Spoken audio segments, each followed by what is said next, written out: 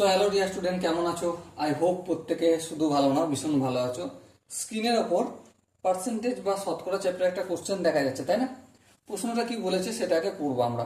কি বলেছে দেখো, if x% of y is 150 and y% of z is 300, then the relation between x and z is।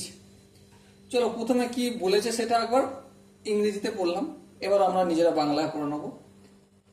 Y এর x% হচ্ছে 150, Z এর y% হচ্ছে 300।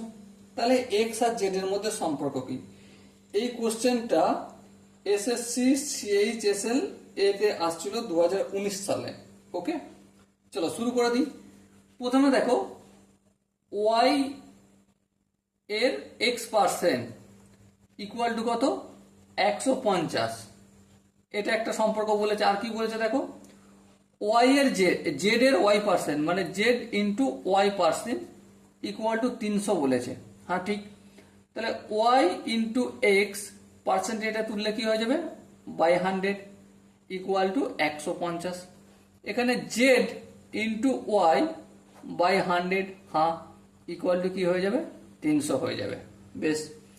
So Y সমান কি? 150 ইন্টু এই 100টা ভাগ আছে, অপোজিট দিকে গেলে গুণ হবে, আর এই এক্সটা ওয়াই এর সাথে গুণ আছে, এদিকে আসলে কি হয়ে যাবে? ভাগ হয়ে যাবে। লিখলাম। এবার দেখো ওয়াই এর জায়গায় এই মানটা পুট করব। চলো পুট করে দিই। দেখো জেড ইন্টু 150 ইন্টু 100 বাই কি আছে? এক্স আছে। আবার এর নিচে কি আছে? 100। চলো এই নিচে 100 লিখে দিলাম, ইকুয়াল টু 300। এই 100 তো প্রথমেই কেটে যাবে। So Z equal to 300। এই এক্সটা কি আছে? ভাগ, অপোজিট দিকে গেলে কি হয়ে যাবে? গুণ। এই 150টা জেডের সাথে আছে গুণ, অপোজিট দিকে গেলে হয়ে যাবে ভাগ। 150 একে 150, 150কে 2 দিয়ে গুণ করলে 300। সো জেড ইকুয়াল টু কি পেলাম আমি? 2x। সো দেখো এখানে যে 4টে অপশন আছে, কোন অপশনটা ঠিক হবে? অবভিয়াসলি 4 নম্বর অপশনটা ঠিক হবে।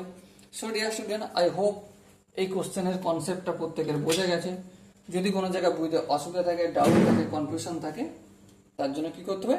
কমেন্টে জানাতে হবে। ওকে, সো দেখা হচ্ছে পরবর্তী সেশনে। ততক্ষণ পর্যন্ত ভালো থেকো, সুস্থ থেকো এবং জয় হিন্দ।